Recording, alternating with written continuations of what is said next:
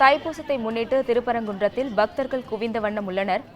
அதை தற்பொழுது அண்மை செய்திகளாக பார்த்துக் கொண்டிருக்கிறோம். இது குறித்த கூடுதல் விவரங்களை செய்தியாளர் அருண் வழங்க கேட்கலாம். வணக்கம் அருண், விவரங்கள்.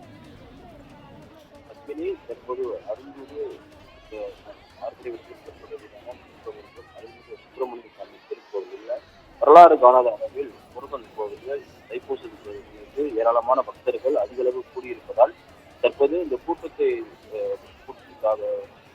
காரணமாக தற்போது நடை சாத்தும் நேரமானது நீட்டிக்கப்பட்டுள்ளதாக கோவில் நிர்வாகம் சார்பில் தற்போது அறிவிப்பானது வெளியிடப்பட்டிருக்கிறது. தைப்பூசத்தை முன்னிட்டு முருகன் கோவில் இன்று ஏராளமான பக்தர்கள் சாமி தரிசனம் செய்து வருகிறார்கள். இந்த நிலையில் முருகனின் முதற்படை வீடாக இருக்கக்கூடிய திருப்பரங்குன்றம் அருள்மிகு சுப்பிரமணிய சுவாமி திருக்கோவில் காலை 5 மணி முதலே நீண்ட வரிசையில் பக்தர்கள் காத்திருந்து தங்களது குடும்பத்தினருடன் சாமி தரிசனம் செய்து வருகிறார்கள்.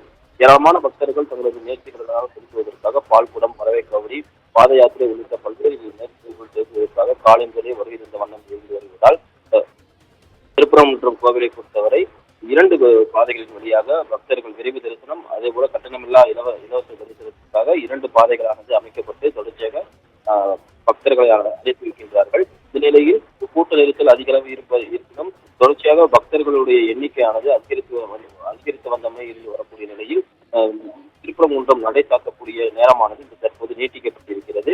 வழக்கம் போல் 1:30 மணிக்கு 12:30 மணிக்கு திருப்பரங்குன்றம் கோவிலில் மதியம் நடையானது அடைக்கப்படும். இந்த நிலையில் இன்று தைப்பூசத்தை முன்னிட்டு ஏராளமான பக்தர்கள் காலை முதலே நீண்ட நெடிய வரிசையில் காத்திருந்து சாமி தரிசனம் செய்து வரக்கூடிய நிலையில் 1:30 மணியாக நீட்டிக்கப்பட்டது. அதனைத் தொடர்ந்து மீண்டும் நேரமானது நீட்டிக்கப்பட்ட நிலையில் தொடர்ச்சியாக பக்தர்களுக்கு அதிக அளவு வருகை தர வண்ணம் இருப்பதால் தற்போது திருப்பரங்குன்றம் கோவில் நடையானது நீட்டிக்கப்பட்டிருக்கிறது. மேலும் இன்று மாலை திருப்பரங்குன்றம் அருள்மிகு சுப்பிரமணிய சுவாமி தெய்வானையுடன் வீதி உலா வந்து பக்தர்களுக்கு அர்ப்பணிக்க இருக்கிறார். விவரங்களுக்கு நன்றி அருண்.